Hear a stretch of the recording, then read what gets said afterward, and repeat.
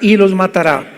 Y esto se debe a que mientras más nos acercamos al final de los tiempos, más confusión va a haber en el mundo. Vuelvo a repetir, la gente ha perdido totalmente la brújula. La gente se encuentra en un estado donde ya no distingue quiénes son los buenos y quiénes son los malos. Ahora viene el diablo con todo su poder para culpar a los buenos como malos y a los malos como buenos.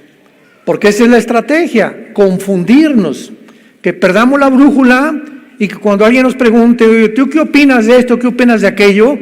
Digamos o contestamos lo que los medios de comunicación nos han tratado de influir. Porque los medios de comunicación en su mayoría están influidos, o la energía del mundo, por Satanás.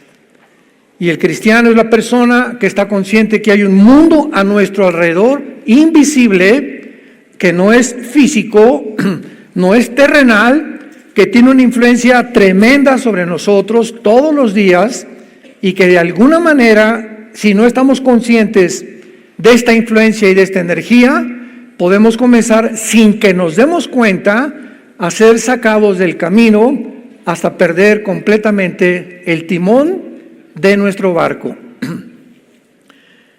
Y cuando iniciamos esta serie, en un resumen rapidísimo, vimos claramente que esta bestia que sube al abismo es una entidad de un principado satánico. En el Antiguo Testamento, todo esto ya lo vimos, les recomiendo que lo vean en las series anteriores, solamente para concluirlo y resumirlo. En el Antiguo Testamento pudimos estudiar, sobre todo en Daniel capítulo 10, que existen principados en todos los imperios que han surgido en la historia: el imperio asirio, babilonio, egipcio, medo-persa, griego, romano, en Alemania nazi, en Italia fascista con Mussolini, en Europa la mayor parte del siglo XX con el comunismo. En fin, ha habido siempre influencias sobre los líderes, porque los líderes, los dictadores, los reyes, los presidentes de las naciones son el principal objetivo de Satanás. ¿Por qué? Porque un líder influye en millones de personas. Y así tenemos naciones que es obvio, ¿verdad?, que el pueblo es precioso. Por ejemplo, Irán, la iglesia más rápida en crecimiento en el mundo está en Irán. E Irán está gobernada por unos líderes completamente criminales. Y así vemos cantidad de naciones en el mundo. Rusia, ¿verdad? Los rusos son lindos también. Los venezolanos son gente linda, los cubanos son gente linda. Gaza, los palestinos es un pueblo precioso. ¿Quién es el problema? ¿Dónde está el problema? En los gobiernos que se corrompen. Entonces son los gobiernos, no es el pueblo. Y siempre a través de toda la historia, los pueblos de todas las naciones, de los imperios, han sido víctimas de gobiernos totalitarios, dictatoriales, corrompidos, criminales, que lo único que han hecho es explotar al pueblo. Es la historia del ser humano. Porque en cuanto un hombre o un ser humano sube a la silla y se sienta en el trono del poder, se olvida hasta de su mamá. Y comienzan a ser movidos todos, la mayoría, hay muy pocas excepciones, por dos factores principales: el dinero y los intereses políticos.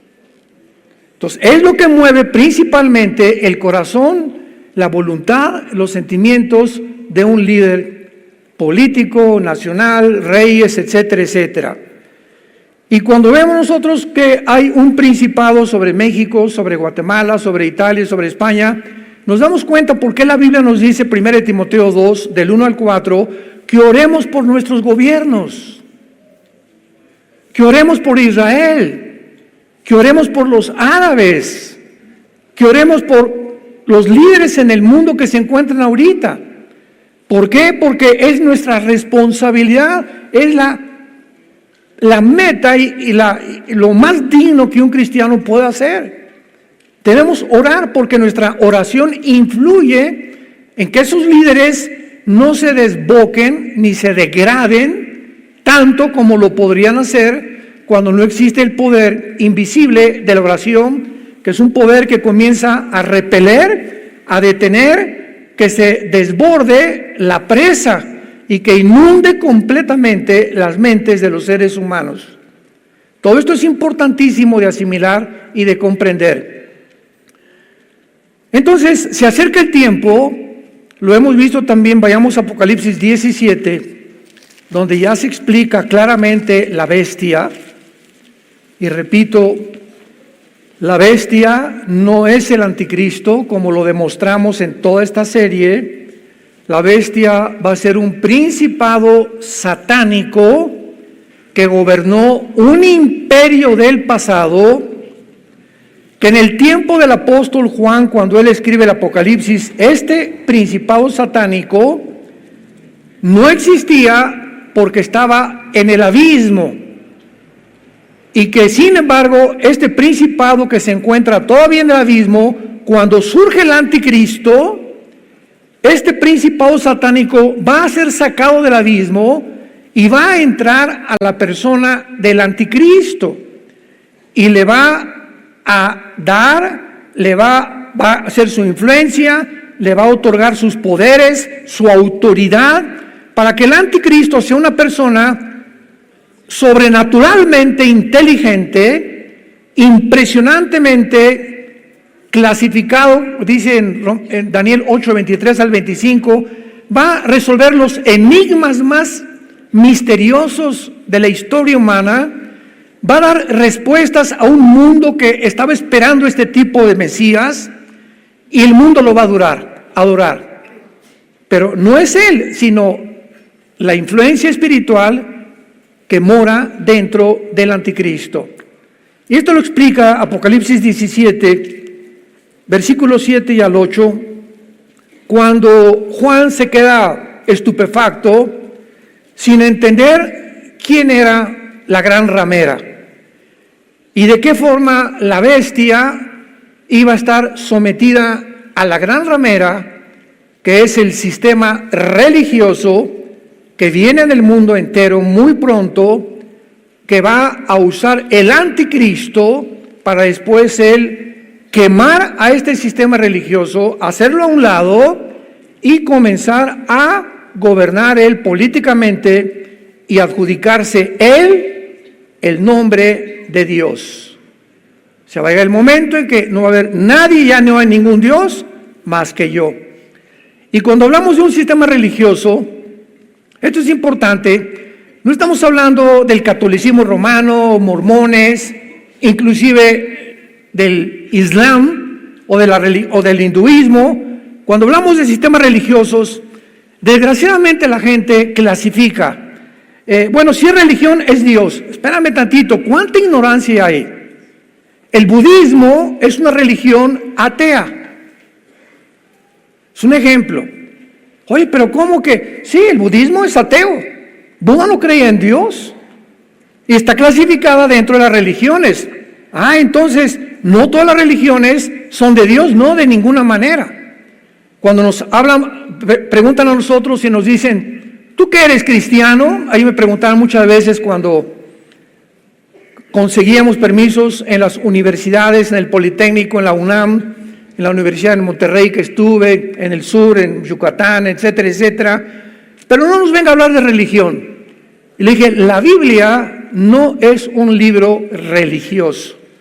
Y desgraciadamente, los que están en contra de los principios éticos y los valores cristianos, la clasifican como un movimiento religioso para decir, es que la educación tiene que ser laica en los gobiernos.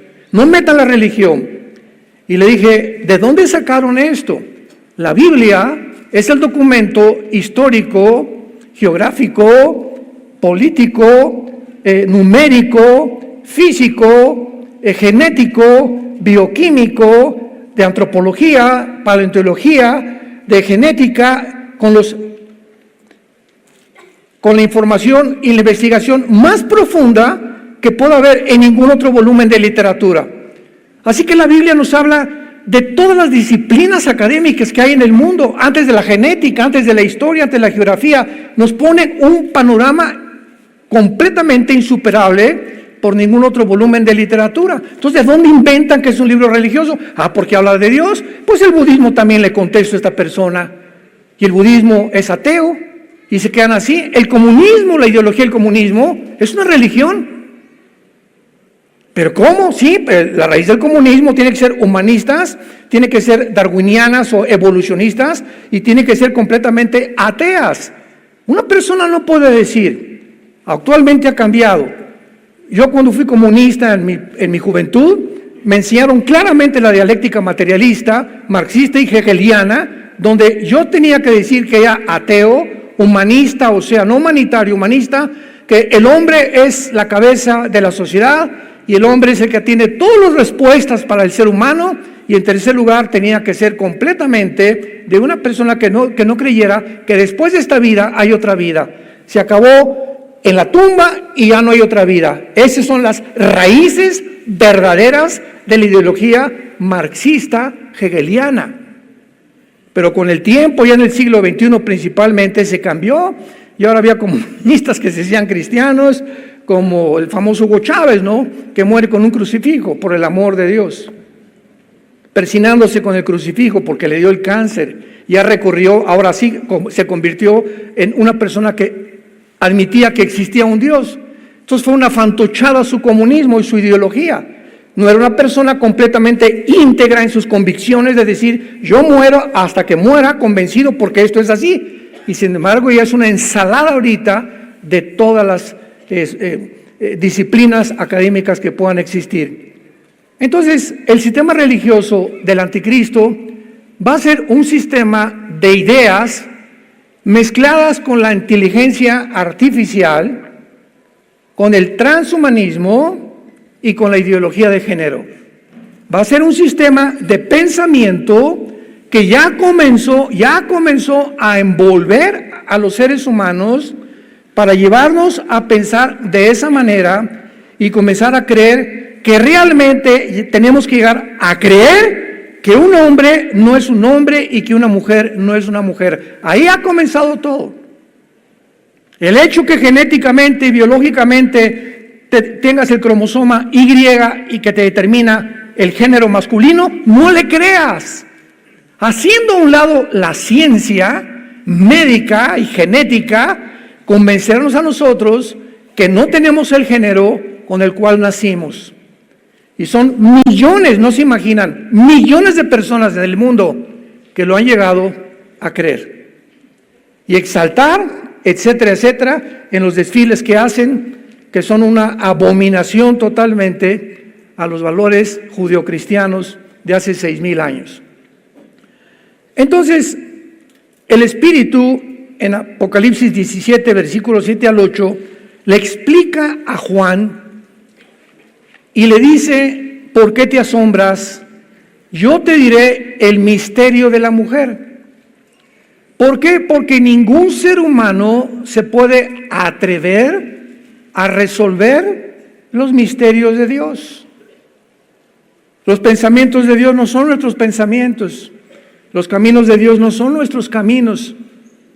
Tú te enfrentas a la Biblia, es un libro de misterios, la Biblia. Hay misterios por todos lados.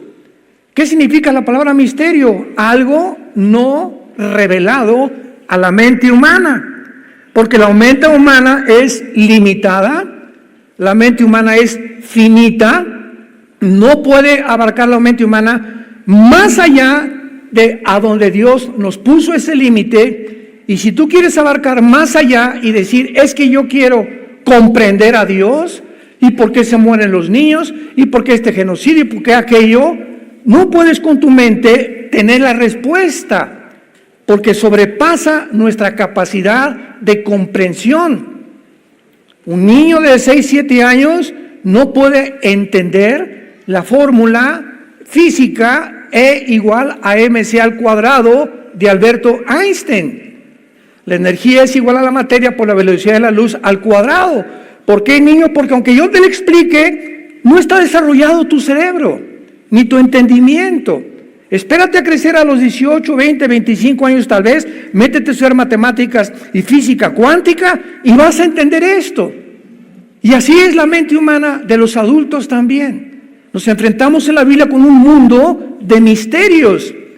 Y esta es la razón por la cual la mayor parte de los que profesaron el ateísmo en el siglo XX acabaron locos, acabaron degenerados moralmente, acabaron en un psiquiatra como el padre del ateísmo, Friedrich Nietzsche, que acabó en un psiquiatra, el pobre, ¿verdad? Porque escribió un libro que se llama Así hablaba el anticristo, y cantidad de libros que los leí como 2 o 3 veces cada uno de ellos, y llegó el momento en que él ya no pudo enfrentarse con respuestas y se volvió loco.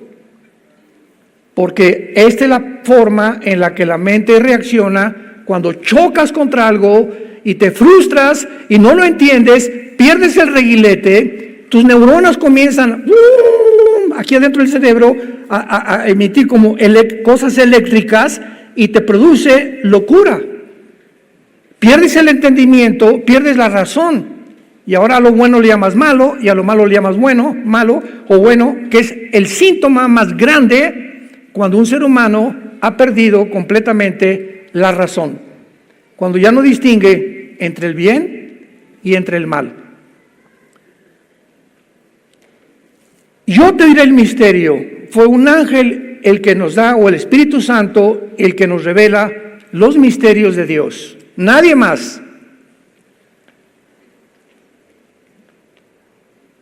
El misterio de la mujer y de la bestia que la trae, la cual tiene 7 cabezas y los 10 cuernos. Atención, versículo 8. La bestia que has visto, que ha sido el tema de toda esta serie, la bestia era. O sea, en tiempos de Juan hace 2000 años, esta bestia no existía. Era, o sea, fue en el pasado. Y no es. En el tiempo de Juan tampoco existía.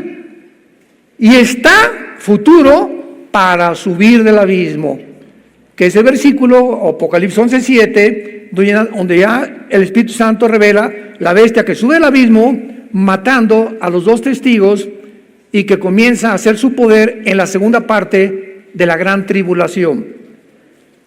E ir a la perdición y los moradores de la tierra, aquellos cuyos nombres no están escritos desde la fundación del mundo en el libro de la vida, se asombrarán viendo la bestia que era y no es y será. Y para terminar este resumen rapidísimo, quedamos claramente en estos principios.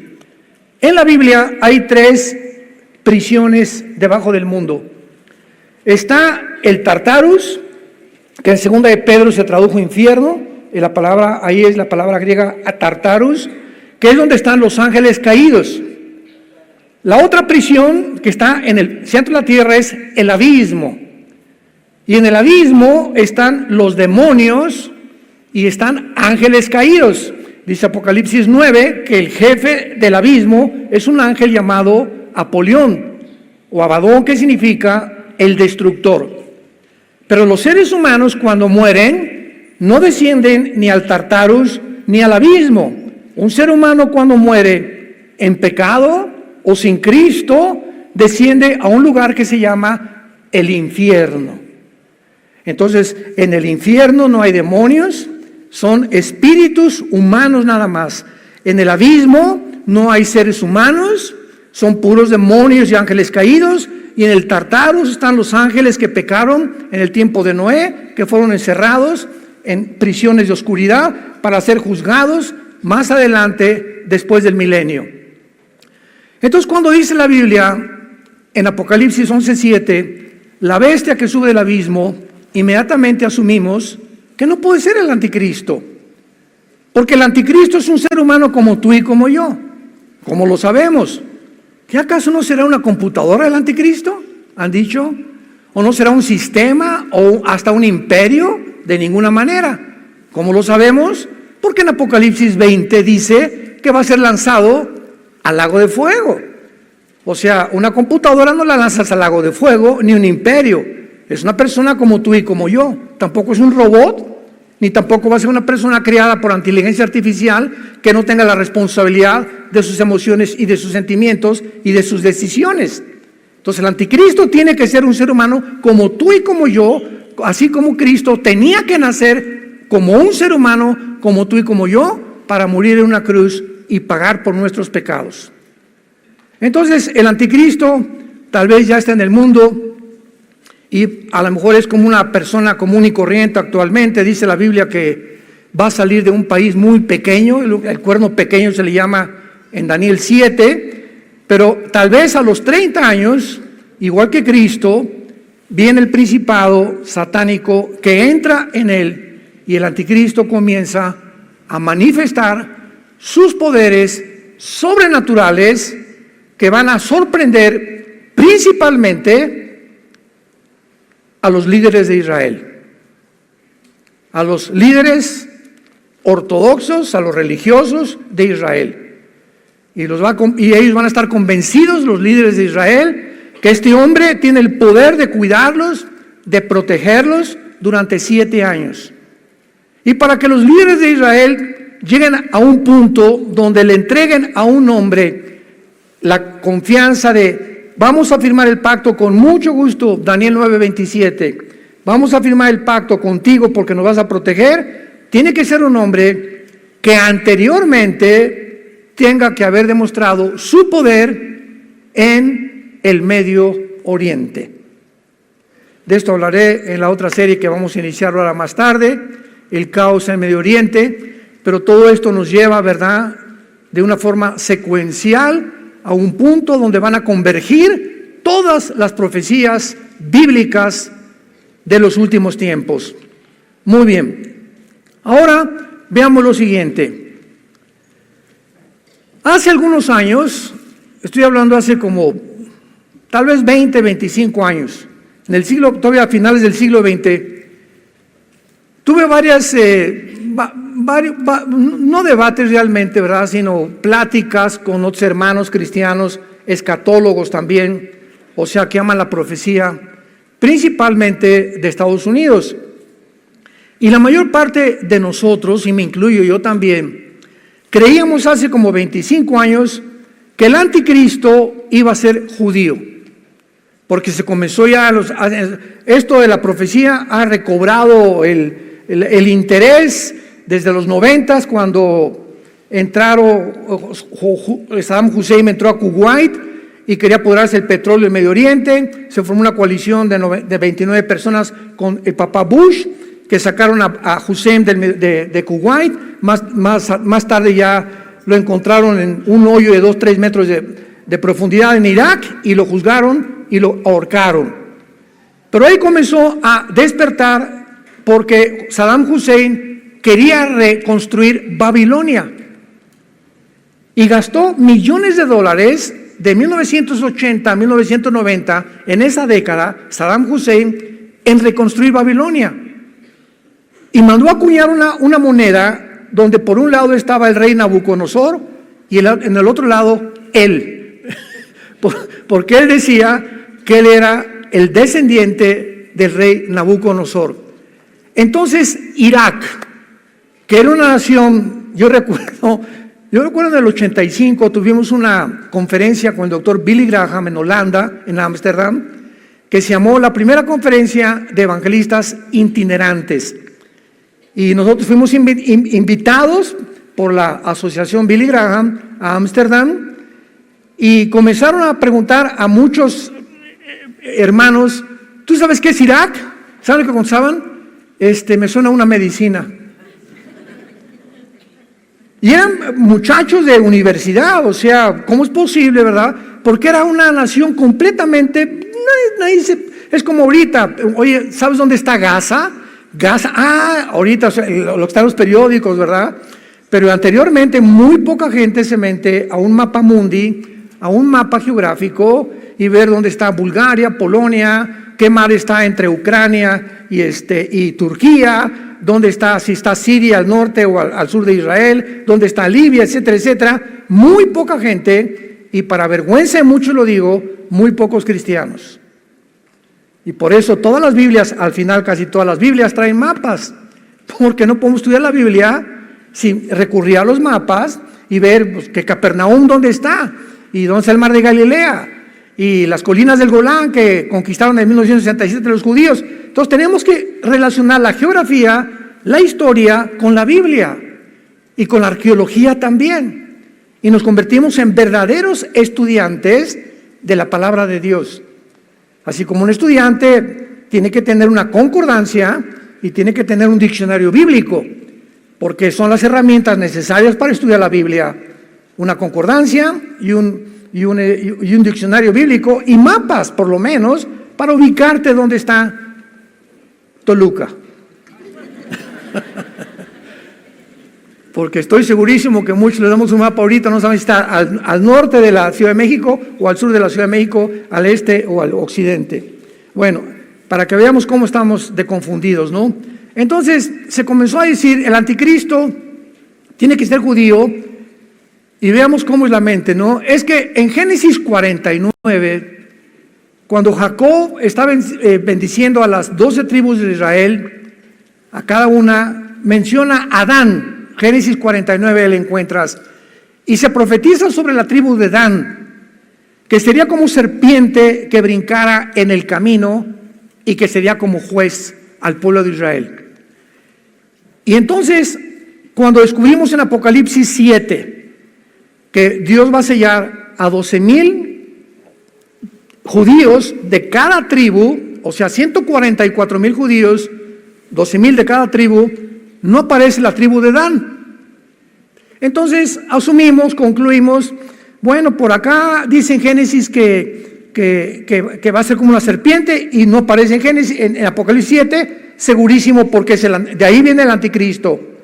Entonces llegamos a concluir, no de una forma dogmática, pero sí consideramos, pues tiene que ser de la tribu de Dan el anticristo. Pero pasó el tiempo, y como la revelación de Dios es progresiva, entonces Dios nos enfoca en el siglo, por ejemplo, en el siglo 1930, 1940, el siglo pasado, a principios del siglo, el enfoque de Dios no estaba en la profecía. Y después, como en los 40, se comenzó a concentrar en la doctrina. Y entonces comenzaron debates calvinistas, arminianos, etcétera, etcétera. Luego vienen los 80s, 90s, el movimiento carismático, y comienza, que si las lenguas, que si se pierde la salvación. Y el enfoque era en doctrinas principalmente, que se tenían que concluir qué era bueno, qué era malo, si era verdad, si era bíblico, cuánto peso teológico tenía una y cuánto peso teológico tenía la otra. Y no fue hasta 1990, 85, 90, que se comienza por primera vez en toda la historia a dar más énfasis en las profecías bíblicas, porque cuando Hussein dice que va a levantar Babilonia, nos llegó a todos a la mente Babilonia, la segunda ciudad que más se menciona después de Jerusalén en la Biblia. Babilonia, que comienza la civilización en Babilonia, Génesis 10, y termina con Babilonia. Babilonia, Irak, que es la nación de Irak, Babilonia, tiene que ver algo. Y ahora que San José lo quiere reconstruir, ¿no será que se está cumpliendo Apocalipsis 18? Donde Babilonia se convierte en el centro comercial del mundo entero en los tiempos del anticristo. Y entonces como que comenzamos a cambiar el enfoque y a concentrarnos más ahora en las profecías y darle más importancia a las profecías y a rascar más, investigar más diligentemente en las profecías, que la tercera parte de la Biblia son profecías. La tercera parte de este libro es de carácter profético. Imaginémonos nada más. O sea, de cada 3 versículos, uno está relacionado con profecías de la Biblia.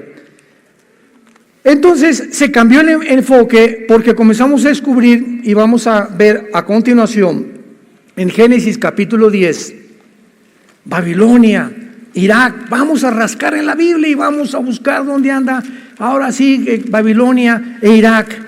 Y llegamos al capítulo 10 del Génesis, y dice la Biblia: versículo 8. Antes de leer, dichosos y felices todos los que trajeron su Biblia, porque se irán en el rapto. Qué tristeza venir el domingo sin Biblia a la iglesia. Qué tristeza. Génesis 18. Y Cus engendró a Nimrod. Recordamos que Cus viene de Cam, que es el continente africano. Entonces vemos que Nimrod se convierte o llega a ser el primer Gibor en el hebreo. Gibor, con G de Gárgara, que significa poderoso o valiente en la tierra.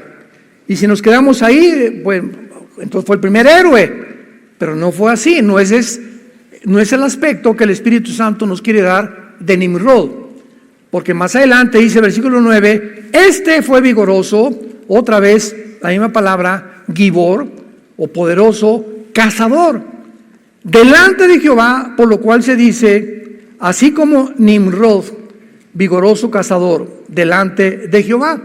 Y aquí vemos nosotros que la palabra delante de Jehová significa que él era un cazador de almas y no un cazador de animales, como posiblemente se pueda asumir o considerar en una lectura superficial. ¿Y cómo lo comprobamos? Porque más adelante en el capítulo 11 de la Biblia, él, este poderoso cazador, es el primer ser humano. La palabra Nimrod significa rebelde en el hebreo. El primer ser humano en organizar la primera rebelión masiva en contra de Dios en la Torre de Babel. La serie antes de esto, todo cubrimos lo que es Babel, ¿se acuerdan? Estudiamos desde Génesis 10 hasta el Apocalipsis, toda la historia de Babilonia. También la pueden encontrar en las conferencias que hemos dado. Entonces Nimrod se levanta como el primer rebelde porque 1500 años después de Adán, a ver, vamos por orden, nace Adán y pasan 1500 años en el mundo donde casi no había leyes. Y el mundo se convierte en un zoológico humano, donde los seres humanos comienzan a mezclarse, hombres con hombres, mujeres con mujeres, con animales, bestialismo, con niños, se sumergen en el ocultismo, en la brujería, en todas las cosas desconocidas, etcétera, etcétera, y finalmente los ángeles caídos que habitaban todavía en la tierra.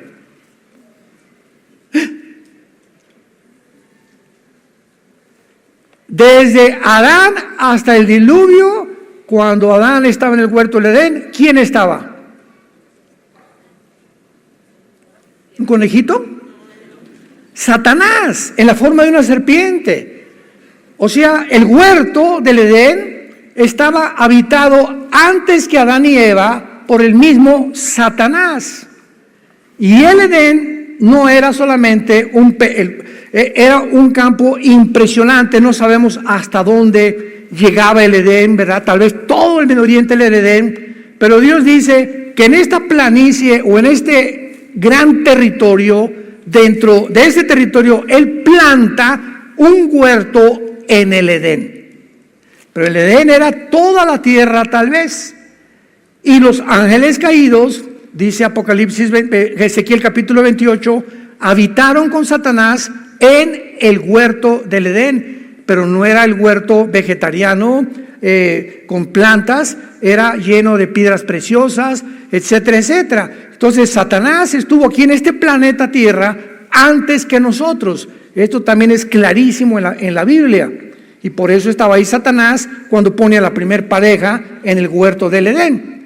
Entonces los ángeles caídos seguramente, ¿verdad? Pues estaban también en alguna parte, no sé, no estaba dividida la tierra en continentes, no se habían separado los continentes como tenemos ahora el continente americano, el continente africano, el continente europeo, australiano, etcétera, etcétera. Casi toda la tierra era una masa de tierra, se separa en los tiempos de Eber, viene alguna las placas tectónicas, tal vez por temblor, no sé qué usó Dios, pero se separaron los continentes y entonces ya comenzó la población en el mundo.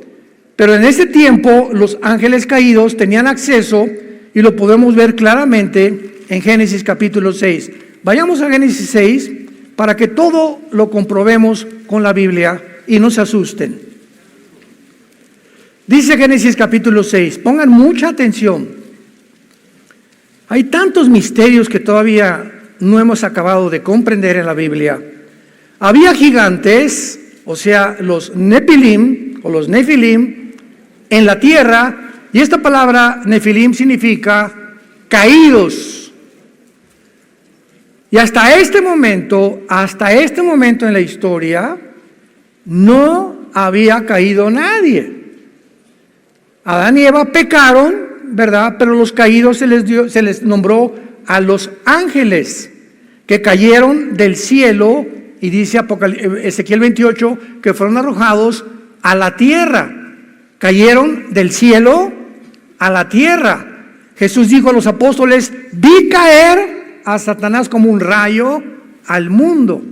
Estaba relacionándolo con la caída. Cuando regresaron de sacar demonios los discípulos estaban muy contentos y estaban muy orgullosos, y les dijo: ¿sabe una cosa? No se dejen, yo vi caer a Satanás del cielo a la tierra. Entonces, cuando dice la Biblia había gigantes, dice había caídos, porque la palabra Nefilim significa caídos, si lo quieres apuntar en tu Biblia. Había Nefilim en aquellos días, y también después que se llegaron los hijos de Dios a las hijas de los hombres. O sea, aun cuando en ese tiempo había gigantes, después de lo que pasó del diluvio, siguieron los gigantes tratando de alterar la genética humana, que fue el objetivo principal de Satanás para impedir que naciera la semilla del Mesías. Pongan atención. Y les engendraron hijos. Estos fueron los Gibor, que hay en la palabra Gibor, los poderosos, que desde ¿cuándo? ¿Leí bien?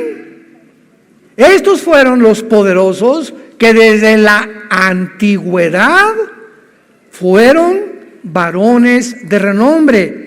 Y la palabra antigüedad es la palabra olam, como suena en el hebreo, olam, que significa eternidad. Entonces, cuando comenzamos ya a buscar más profundamente las cosas, ahora entiendo más, ahora tengo mucho más luz. Se está mencionando que estos gigantes o estos ángeles caídos ya estaban desde la eternidad. ¿Y qué dice? Estos son los que desde la antigüedad fueron varones de renombre. Varones de renombre, aquí está mencionando la palabra Ish, que es la palabra que se le da a seres humanos. Y los ángeles son exactamente como nosotros, como los seres humanos, pero con capacidades sobrenaturales y no sujetos a las leyes cósmicas bajo las cuales estamos los seres humanos. Entonces, estos varones de la antigüedad eran los ángeles caídos, habitaban aquí, estaban aquí en el mundo. Ay, hermano, pero la Biblia dice que cuando Dios creó todo, vio que era bueno. Entonces, ¿cómo pudo?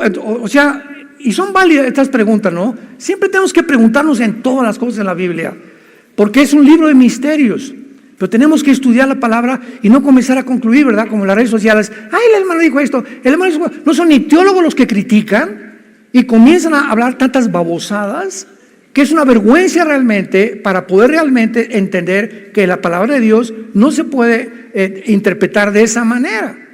Entonces, cuando la Biblia dice que Dios vio que todo era bueno, era a la creación que Él hizo, pero antes de nosotros hubo otra creación.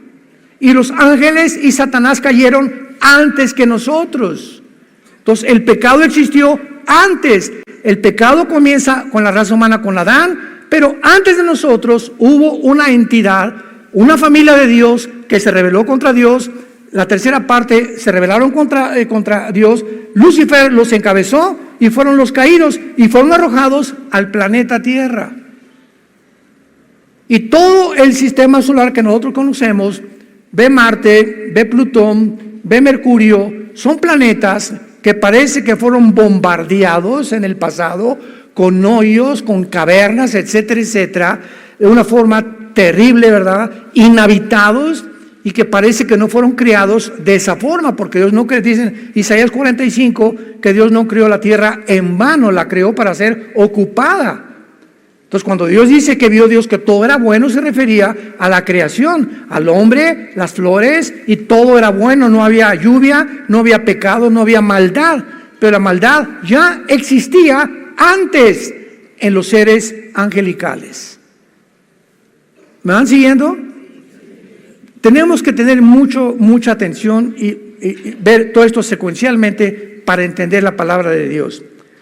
Entonces, cuando dice la Biblia que Nimrod comenzó a levantar y a rebelar y a promover la rebelión contra Dios, vemos que habitó en Babilonia, y estábamos en Génesis capítulo 10, los versículos que nos faltaron, versículo 10, y fue el comienzo de su reino, Babel.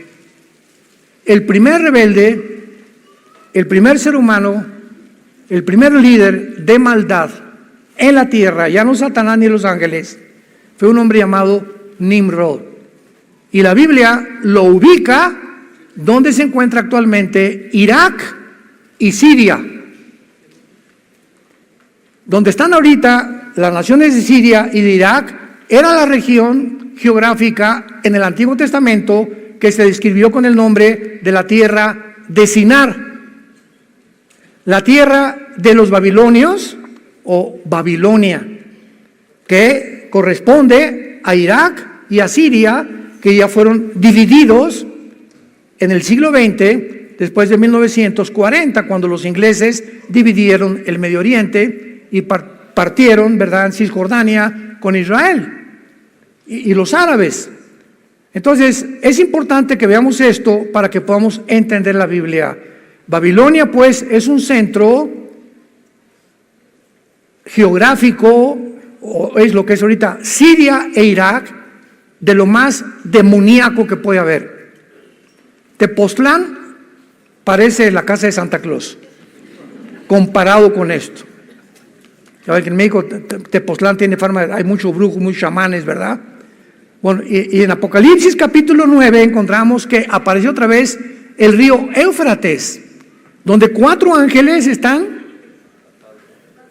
atados. Estos 4 ángeles, ¿quiénes son? ¿Cuándo fueron atados? Son 4 ángeles que estuvieron en los imperios antes de Juan, que leímos en Apocalipsis 17, que tal vez fueron Egipto, Asiria, Babilonia, Medo-Persia o Grecia. Porque en el tiempo de Juan, estos principados estaban atados, pero 4 de ellos son los más peligrosos, donde están incluidos el imperio babilónico y el imperio griego. Entonces, el principado que vaya a surgir y entrar en el anticristo tiene que venir del área de la antigua Babilonia,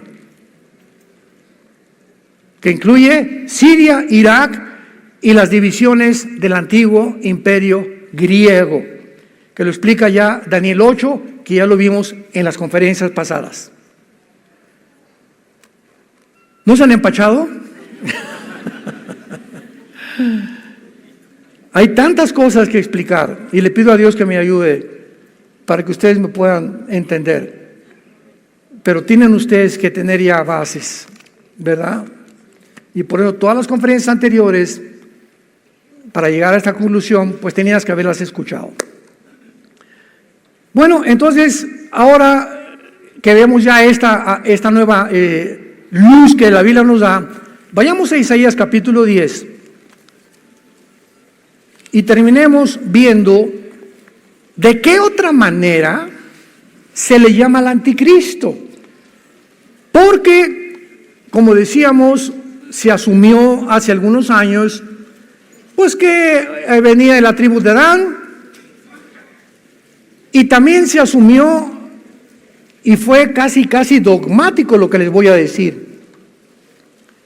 Ahí me enseñaron mis maestros, el anticristo tiene que nacer de Europa, porque la Biblia dice en Daniel 9, 24 al 27, en la profecía de las 70 semanas, el príncipe que ha de venir, que fue Tito, el Imperio Romano, y que destruyó Jerusalén, que de ahí viene el anticristo. Sin embargo, cuando ya se estudia más profundamente, el Imperio Romano no se limitó a Europa. El Imperio Romano abarcó el norte de África y el Medio Oriente, pero se concluyó que no, tiene que ser de Europa, pero no necesariamente, ya lo vemos, y cuando comenzamos a rascarle más en la Biblia, Dios nos da más luz y nos muestra claramente que el anticristo no surge de Europa, el anticristo surge del Medio Oriente. ¿Será algo significativo lo que está pasando todo en el Medio Oriente? Antier se juntaron más de 70, 80 líderes árabes en Arabia Saudita, ayer o antier. Más de 80 líderes árabes. Y el presidente de Irán fue el que dijo, la única solución es exterminar a Israel. Emiratos Árabes dijo no. Bahrein dijo no. Marruecos dijo no. Más de 4 o 5 líderes árabes dijeron no estamos de acuerdo contigo. Pero estaba promoviendo, y la segunda moción del presidente de Irán dijo vamos a cancelar el petróleo a Israel para que ya deje de que se salga de Gaza. Y nadie lo apoyó. ¿No es curioso y no es interesante que ninguna nación árabe haya mandado ayuda a Gaza? Lo voy a comenzar a explicar en la conferencia que sigue. Pero hay tantas cosas que nos han mentido, que están escondidas, para darle otro enfoque y caer toda la culpa sobre la nación de Israel. Y tampoco es sorpresa, porque la Biblia dice, Zacarías 12, versículos 2 y 3, que la tercera guerra mundial, la mecha que la va a prender, será la ciudad de Jerusalén.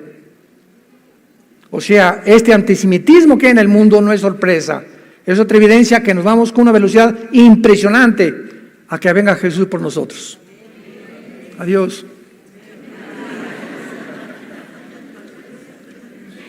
Isaías 10, versículo 12.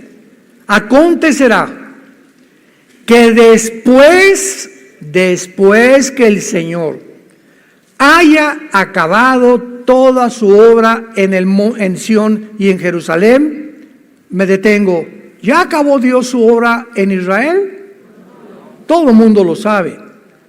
Después que Dios acabe toda su obra con Jerusalén, que será al final de la tribulación, castigará el fruto de la soberbia del corazón del rey. ¿De dónde? De Asiria, y la altivez de sus ojos, con lo que se describe a la persona del anticristo. Vemos pues de una forma clarísima que el anticristo se le llama el asirio y el rey de Babilonia. Y posiblemente todo esto que se está gestando ahorita en el Medio Oriente, porque cuando Saddam Hussein invade Kuwait y el enfoque es sobre el Medio Oriente desde 1990, estamos hablando hace 35 años que los encabezados de los periódicos se han centrado en la región del Medio Oriente como el punto crítico donde en cualquier momento, tal como este libro lo dice, en el Medio Oriente comenzó el mundo, en el Medio Oriente terminará el mundo.